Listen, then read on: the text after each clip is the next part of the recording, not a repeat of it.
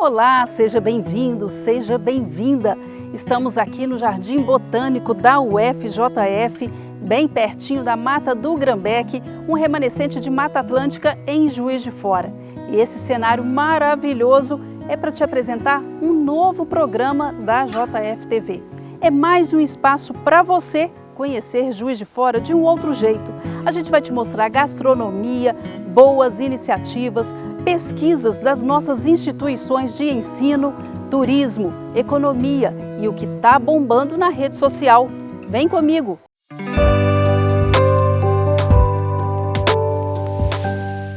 A Câmara Municipal de Juiz de Fora está fazendo aniversário e é uma história rica de atuação política e participação popular. A gente vai te mostrar agora pelo menos 60 anos deste período, que é o que coincide com o período da ditadura militar e da redemocratização, e descobrir como que foi a atuação da nossa Casa Legislativa durante este tempo.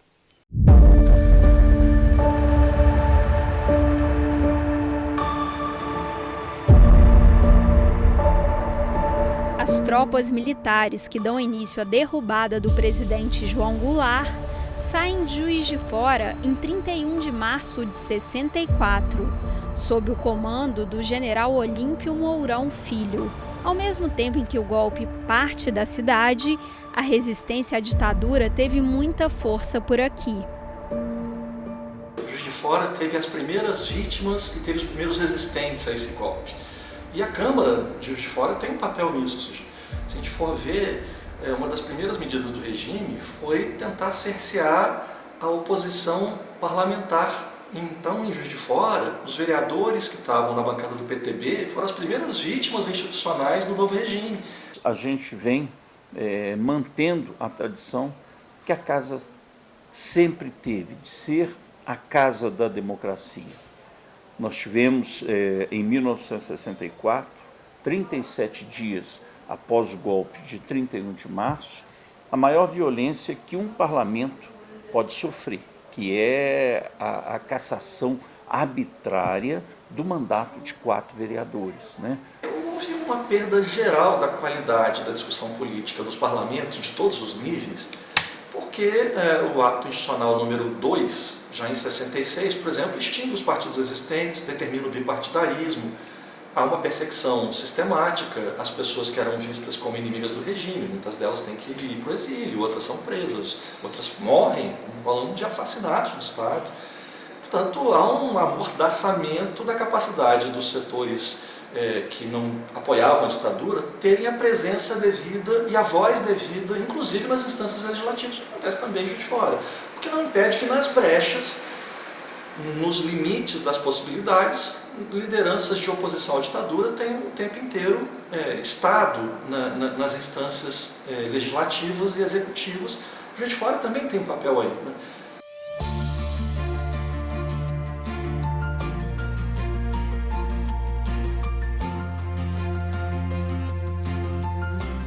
A Câmara Municipal de Juiz de Fora completa 171 anos no dia 7 de abril. Foi importante no processo de redemocratização e é um espaço em que a diversidade e o contraditório são mais que bem-vindos. Historicamente, uma trincheira de defesa da democracia, quando da redemocratização do país, 21 anos depois, tivemos nas escadarias da Câmara comício, reuniões, debates, defendendo as diretas já.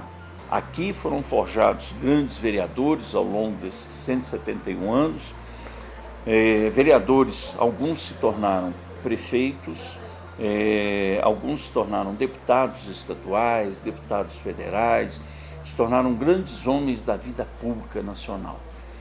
Quanto mais a Câmara for isso, quanto mais ela cumprir seu papel constitucional de legislar, fiscalizar o Poder Executivo, mais estamos diante de uma instituição que cumpre seu papel na formação geral do chamado Estado Democrático de Direito, que precisa disso, diversidade, pontos de vista alternativos, contraditório.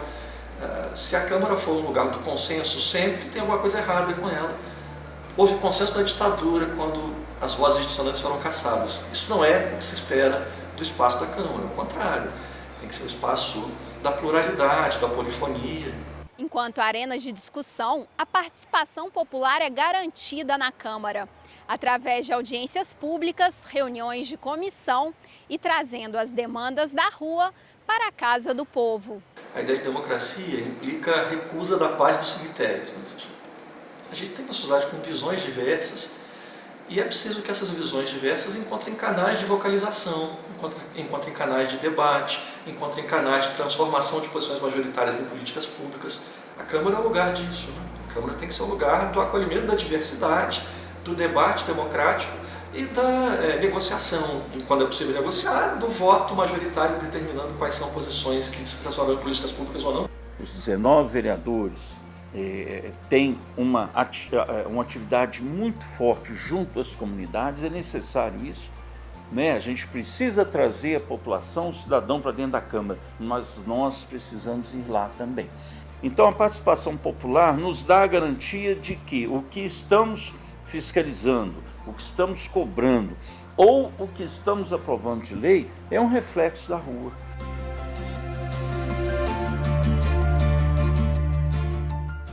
Na última quinta-feira morreu em Juiz de Fora Claude-Mitch Riani. Ele tinha 103 anos e estava internado.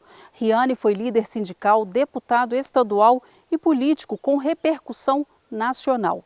Vamos conhecer agora um pouco mais do legado deste homem que deixou boas memórias. Mineiro da pequena Rio Casca, Riani chegou em Juiz de Fora com a família aos 6 anos. Filho de operário, vendeu doces. Aos 13 anos, começou a trabalhar numa fábrica de tecidos aqui na cidade. Trabalhou na Companhia Mineira de Eletricidade, onde permaneceu até a aposentadoria. Só interrompeu a função de eletricitário quando assumiu o cargo de deputado e durante as suas prisões na ditadura. Casou-se aos 20 anos e teve 10 filhos, 5 meninas e 5 meninos. Na juventude, iniciou sua relação com o movimento sindical no município. Teve um papel de liderança no Brasil ao assumir a presidência e a vice-presidência da Confederação Nacional dos Trabalhadores da Indústria. Em 1964, quando a ditadura cívico-militar teve início no país, Riani era presidente da Confederação Nacional dos Trabalhadores nas Indústrias, do Comando Geral dos Trabalhadores e do Comando Estadual dos Trabalhadores do Estado de Minas Gerais. Ao final da década de 1940, envolveu-se na política municipal, apoiando candidaturas trabalhistas. Filiou-se ao PTB em 1950, tornando-se protagonista no sindicato de sua categoria. Pelo partido, foi eleito deputado estadual.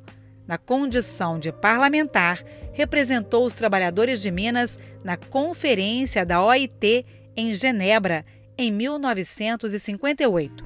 Pouco antes do golpe de 1º de abril de 1964, Riani havia organizado uma greve dos trabalhadores pela democracia e manutenção do mandato do presidente João Goulart, de quem era amigo. Caçado pelos militares, apresentou-se voluntariamente em 4 de abril de 64, na 4ª Região Militar. Foi levado a Belo Horizonte, preso e torturado nos anos de chumbo. Ficou preso também em Ilha Grande, no estado do Rio. Em seus depoimentos à imprensa, posteriormente, falava das preocupações com os períodos em que esteve afastado de casa e das dificuldades vividas pela família enquanto estava em Ilha Grande. Após a abertura política, retornou à Assembleia Legislativa de Minas em 1982 pelo PMDB, quando Tancredo assumiu o governo de Minas. O mandato anterior, tomado pela ditadura, foi restituído simbolicamente mais tarde pela Assembleia de Minas. No período de redemocratização do país, Riani teve sua luta reconhecida e recebeu medalhas, placas e diplomas de honra ao mérito. Seu centenário foi celebrado com a presença de diversas autoridades locais e nacionais na Câmara Municipal de Juiz de Fora. Com essa imagem belíssima, a gente vai para mais um intervalo. Esse lugar incrível é o Jardim Botânico da UFJF, o remanescente de Mata Atlântica da Mata do Grambéque. São mais de 300 campos de futebol de puro verde, fauna belíssima e muito sossego. Você pode passear por aí, viu?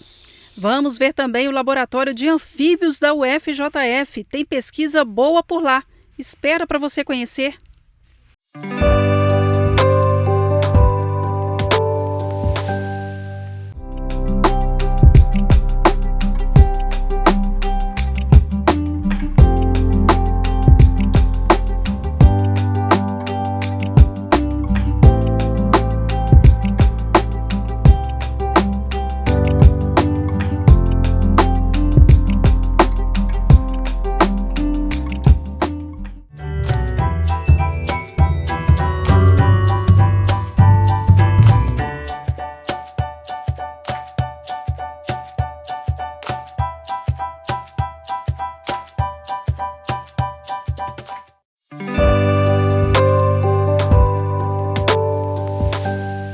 Como eu te falei no início do programa, a gente está dentro do Jardim Botânico da UFJF, que fica dentro da Mata do Grambeque, um remanescente urbano de Mata Atlântica.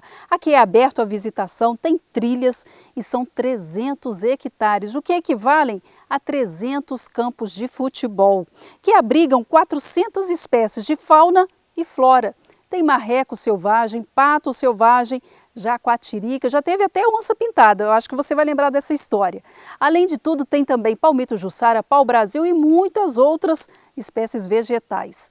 Aqui você pode fazer trilha, passear à vontade.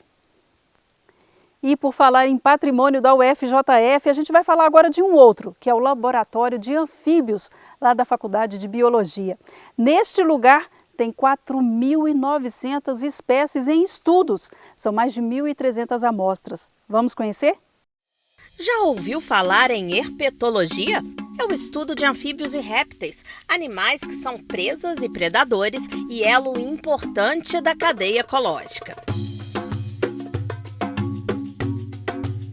E é aqui no Instituto de Ciências Biológicas da Universidade Federal de Juiz de Fora que estão coleções importantes desses animais, com espécimes coletadas desde 1973. No ano 2000, tanto a professora Rosemarie Hoffmann de Carvalho, que era especialista em anfíbios, quanto a professora Bernadette de Souza, que era especialista em répteis, elas fundaram as coleções de anfíbios e répteis separadamente, e em conjunto hoje tem aproximadamente 5.000 espécimes, e cerca de 1.300 amostras de tecidos. A coleção abriga, por exemplo, essa rã que mede 1 centímetro e é encontrada no Parque da Lajinha. O professor explica se tratar de um holótipo, uma espécime representativa daquela espécie no planeta, tanto que fica até em armário separado. Nós temos alguns espécimes que representam a espécie que é símbolo do Parque da Lajinha, que até hoje ela só é conhecida do Parque da Lajinha, isso quer dizer que não ocorre em nenhum outro lugar do mundo,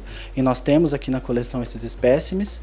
E recentemente nós descrevemos também um sapinho, lá da Serra Negra, e aqui consta o holótipo da espécie. O holótipo é um indivíduo que vai representar toda essa espécie, e ela pode ser acessada por qualquer pesquisador do mundo que quiser consultar, né? Ele pode vir aqui fazer a visitação e, sob a supervisão dos curadores, trabalhar com esses espécimes. Então eu acho que isso é bem interessante, e a gente tem esse enfoque mesmo de catalogar a biodiversidade da Zona da Mata Mineira e também agora, né, da região de Mariana, como o projeto, né, que a gente conseguiu preconiza. O projeto em questão chama-se Fortalecimento da Herpetologia nas regiões Sudeste e Leste de Minas Gerais, através do investimento nas coleções de anfíbios e répteis da UFJF. Projeto contemplado com valor de R$ 90 mil a partir de convênio com a Fundação Renova. Em novembro de 2015, o rompimento da barragem de Fundão, em Mariana, Minas Gerais, foi um acidente que virou notícia no mundo todo. Depois disso, a Fundação Renova foi criada para compensar comunidades e regiões impactadas pelo rompimento da barragem. O edital de coleções científicas foi um dos editais lançados pela Fundação Renova. Ele contemplou instituições públicas e privadas, principalmente dos estados de Minas e Espírito Santo. O edital faz parte de um programa de conservação da biodiversidade que cumpre uma cláusula de um termo de ajustamento de conduta firmado com a Vale do Rio Doce. Antes do acidente em Mariana, um grupo do Departamento de Zoologia já já havia feito coletas em região atingida pelo rompimento da barragem. Em 2014 foi realizada uma coleta de vários espécimes, de uma espécie lá em Ponte Nova, e esses espécimes foram catalogados aqui na nossa coleção. No ano seguinte, infelizmente, ocorreu o acidente de Mariana e que a lama passou exatamente naquele local onde a gente coletou. Então foram feitas coletas posteriores desses animais, dessa mesma espécie, e também foram catalogados. E dessa forma a gente conseguiu fazer um estudo comparando os espécimes de antes da lama e depois.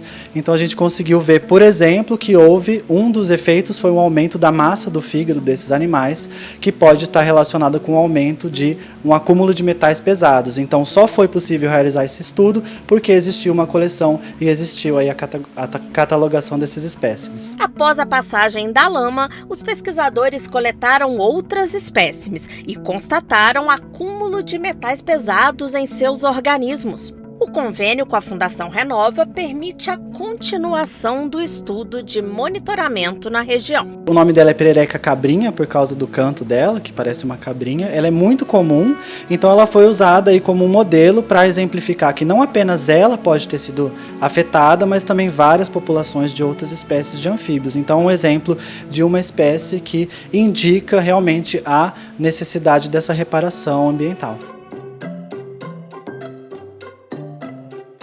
As coleções da UFJF também beneficiam alunos de graduação em ciências biológicas. É uma oportunidade que a gente tem de entrar em contato com como é o trabalho realmente de curadoria da coleção, de coleta em campo, de entrar em contato com as espécies, com toda a experiência no campo profissional da área de zoologia. O convênio com a Fundação Renova deve ainda proporcionar melhor estrutura para as coleções.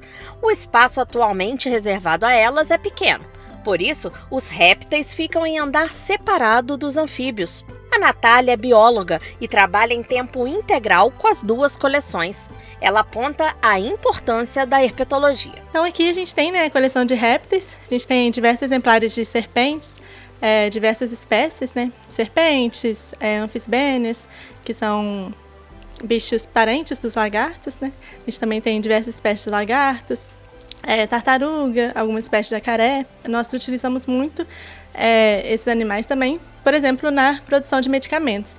Então, diversos medicamentos são feitos com base nas proteínas encontradas nos venenos das serpentes. Então, por exemplo, remédios de pressão alta foram feitos aí com base no veneno da jararaca. Tem diversos outros medicamentos que são feitos também com base em veneno de cascavel, por exemplo. Então, eles também são muito importantes, além de também serem controladores de pragas urbanas, Por exemplo, as serpentes se alimentam de roedores, então controla a população. Então, tem diversas importâncias, além de estar ali, constituindo ali toda a cadeia trófica, o equilíbrio do ecossistema, por serem presas e predadores de outros animais. É com o veneno das cobras também que a gente produz o soro antiofídico, que é o soro que a gente recebe quando a gente é picado por uma cobra, Animais em extinção são estudados nas coleções. Principalmente tartarugas marinhas, que quase todas as espécies de tartarugas marinhas do Brasil estão ameaçadas atualmente, e aqui a gente tem alguns exemplares. A gente também tem espécies que são muito difíceis de coletar, por às vezes viverem debaixo do solo, da terra. Então é muito difícil a gente encontrar esses animais, e aí a gente tem aqui também alguns desses exemplares. Entre outros motivos, é por isso que o Departamento de Zoologia do Instituto de Ciências Biológicas celebra a aprovação no edital da Renova. Então precisa de mais álcool, de mais espaço, até de recurso humano também, para trabalhar, para fazer essa curadoria, seja preenchendo os vidros de álcool, corrigindo a identificação e enviando. A gente está com parcerias com várias instituições, então tem que enviar, tem que receber espécimes. Então esse dinheiro ele vai ser muito utilizado principalmente para isso. Os museus ou as coleções, elas funcionam como uma biblioteca da biodiversidade. Então, do mesmo jeito que nós temos bibliotecas de livros, ou hoje em dia até as bibliotecas digitais, as coleções elas funcionam como uma biblioteca e elas, se forem bem preservadas, elas ficam por séculos. E todos esses animais que são coletados, eles podem ser usados por pesquisadores do mundo todo, podem ser usados também para ações de extensão, para o público, por exemplo, e também utilizados em aulas. Então, esses animais eles funcionam assim como um catálogo da nossa biodiversidade. E o Brasil, a gente tem que se orgulhar muito, que tem uma das maiores maiores biodiversidades do planeta, inclusive de anfíbios e répteis, que o Brasil tem o maior número de espécies de anfíbios do mundo, né? E ele é o terceiro maior em termos do número de espécies de répteis. Então, é um orgulho a gente poder contribuir dessa forma com as coleções, elas têm esse objetivo. 17 escolas municipais de Juiz de Fora estão com uma iniciativa de inclusão. Elas estão oferecendo tradução de Libras para alunos surdos e mudos. O João é esse que está pulando corda animado no recreio. Ele é uma criança surda. A comunicação entre João e os colegas é estabelecida pelas mãos. Na Escola Municipal Oswaldo Veloso, a língua brasileira de sinais é ensinada desde o primeiro período da educação infantil. Muito bom. Aí nós comunicamos com ele, né? Nós brincamos bastante em dupla. Que gestos você usa? O que você usa mais na comunicação? Isso aqui significa brincar. Perguntei ao João o que ele achava dos colegas aprenderem Libras. Gosto. Porque é bom para estudar. Também é bom quando eu fico em casa.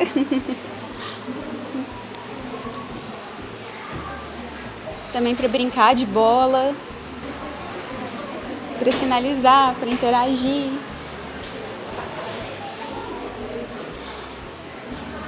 Para brincar.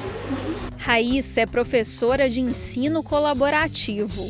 Acompanhe o João nas aulas, passando todo o conteúdo para Libras e adaptando o material de ensino. A gente sabia que existia esse isolamento dessa pessoa surda dentro do espaço escolar. Muitas vezes ficava somente a cargo dos intérpretes, dos professores de Libras, mas agora com o ensino as crianças também podem interagir. Antes existia, né? Essa interação, mas era muito com apontamento, mas não uma comunicação efetiva. O ensino de Libras, isso melhora, não só aqui dentro do convívio do João, mas também extrapola os muros da escola, atingindo as famílias. Jefferson mostra um dos sinais que usa bastante na comunicação com o amigo.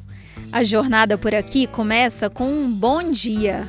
É muito legal, aí a gente aprende muito e faz muitas coisas com ele. A gente brinca com ele, lancha com ele, faz muitas coisas. É muito legal ficar brincando. E eu também tenho um primo, ele tem 14 anos. Eu fico comunicando com ele. Juan é primo de João e também estuda na Oswaldo Veloso. A língua de sinais é parte importante da comunicação entre os dois. Às vezes eu se comunico com ele, né, João? A gente brinca lá, né? Às vezes a gente brinca lá, às vezes lá em casa. Ele fica falando pra jogar um jogo lá e a gente fica lá jogando também junto.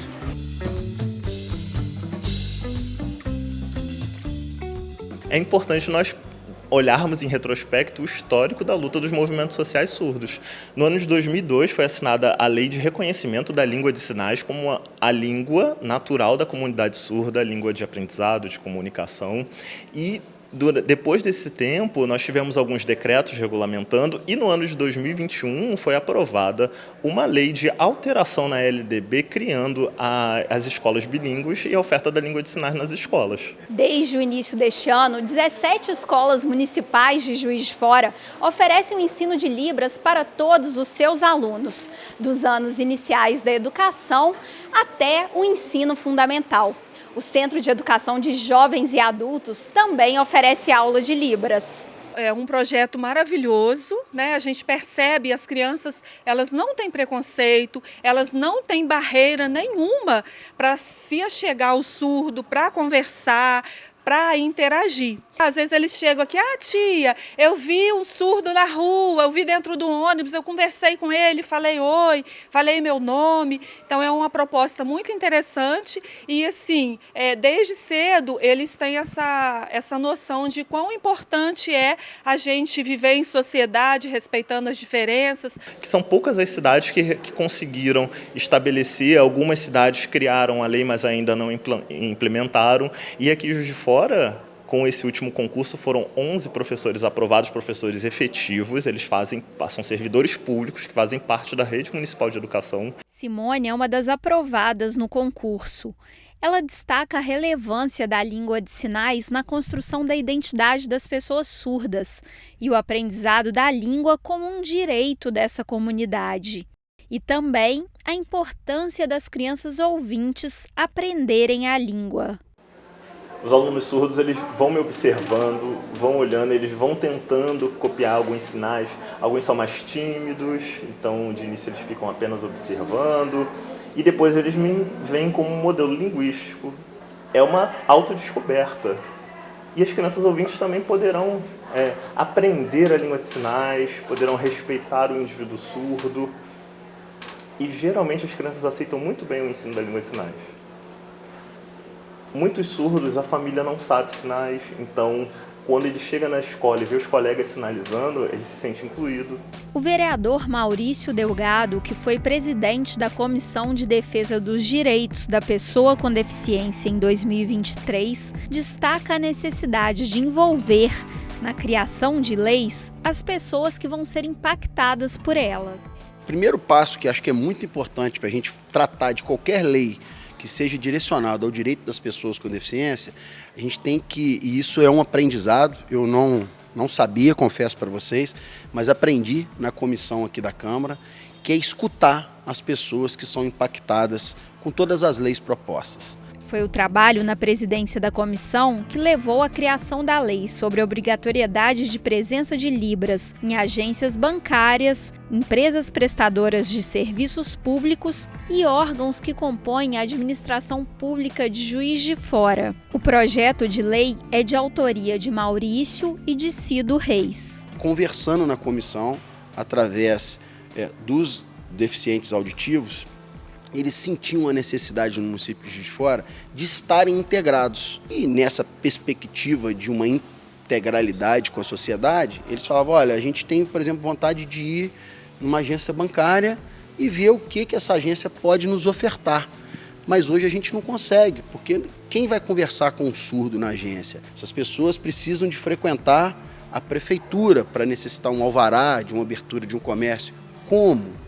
O vereador comenta ter encontrado amparo na legislação de outros municípios. E daí a gente pesquisou juntamente com eles e com os analistas da Câmara, isso é muito importante ressaltar, e a gente viu que em alguns municípios do Brasil já existia uma lei que amparava e dava essa legalidade, essa exigência para as repartições públicas e privadas que tenham acesso às pessoas. De acordo com Maurício, a lei não pretende criar novas despesas para os órgãos. Pode ser um totem, pode ser um assistente virtual, pode ser um funcionário que já está e trabalha com isso no local e pode até mesmo um funcionário ser treinado para estar recebendo esse deficiente auditivo nas localidades. O primeiro semestre deste ano é o prazo para que as instituições se adaptem para prestar esse atendimento. Dentro do projeto existe um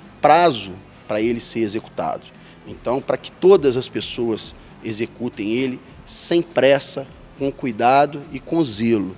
A gente não fez lei com o intuito de punir ninguém, é somente com a oportunidade deles darem uma sensibilidade para essas pessoas. A língua de sinais ela é muito importante para a criança surda, porque é a língua natural dela, é a língua de aprendizado, é a língua onde ela vai poder observar o mundo e se perceber como ser humano.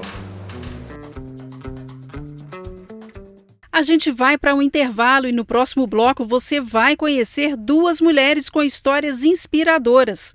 Elas trabalham, cuidam de pessoas. É em 2 minutinhos.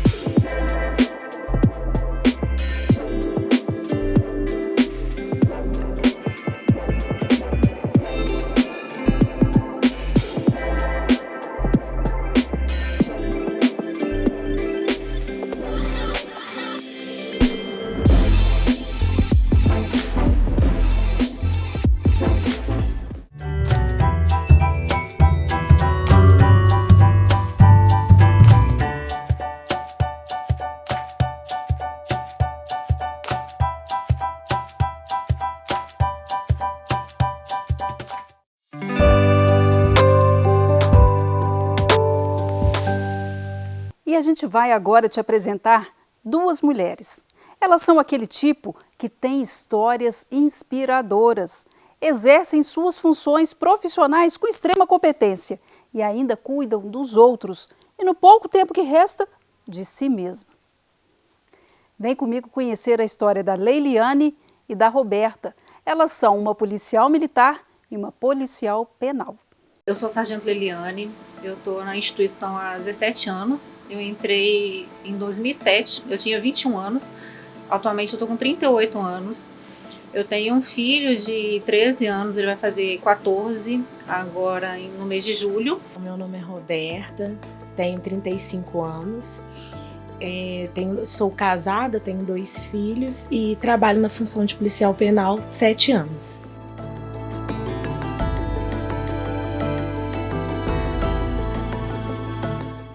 Duas mulheres e um desafio em comum: conciliar a rotina no trabalho como policial, que exige dedicação em boa parte do dia, e o de ser mãe, que impõe necessidades e obrigações exclusivas e muitas vezes urgentes. Então, a minha rotina é muito corrida, né? Porque eu não sou só policial militar. Eu sou mãe, eu sou namorada, eu sou filha, eu sou neta.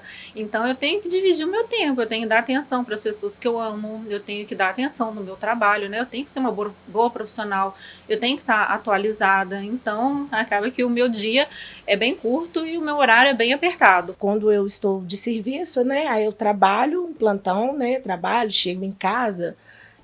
Cuido da casa, das coisas, gosto de academia também, vou na academia, volto, pego meu filho na escola, ensino dever, né, aquela função de casa, cuido da casa. Eu acordo geralmente às 4h30 da manhã.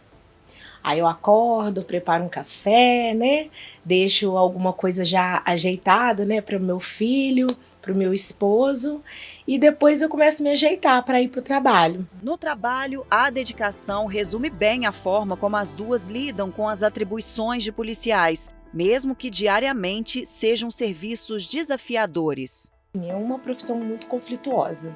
Às vezes você se depara com situações muito impactantes, muito difíceis. Só que eu tento muito, faço umas terapias também.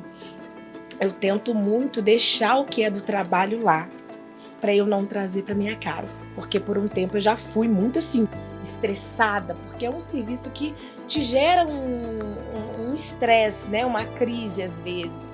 Então eu, com o tempo, eu fui aprendendo mesmo a deixar o que é de lá, eu saio de lá. Assim, claro que se eu for acionada eu tenho que voltar, né, e tudo. E eu incorporo uma outra Roberta aqui dentro de casa.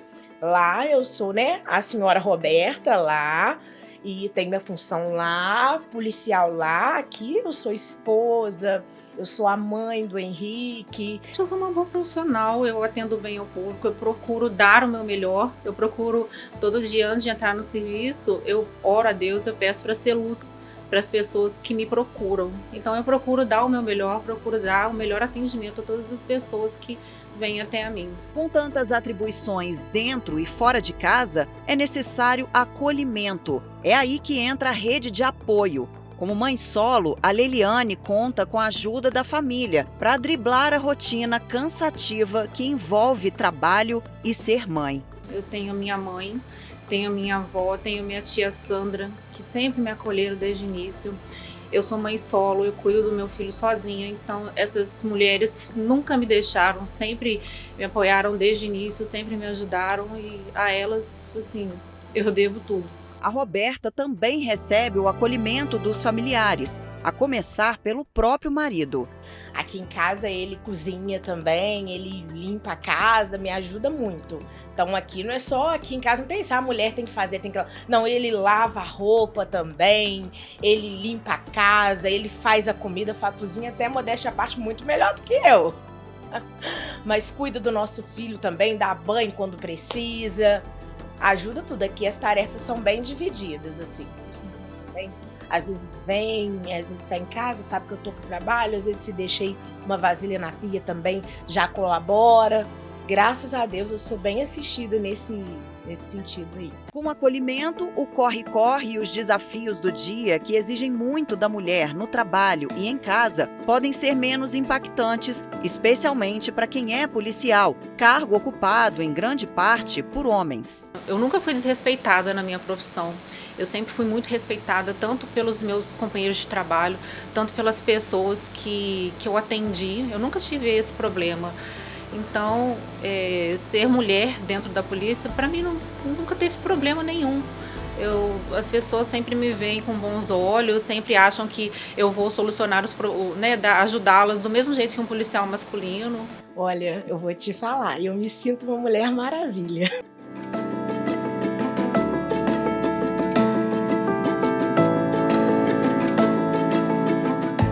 O JF Revista termina aqui. Foi um prazer ter você aqui comigo neste programa de estreia. Te espero domingo que vem às 7 da noite, aqui no 35.1, canal da JF TV, e também no Câmara Municipal JF. Até semana que vem.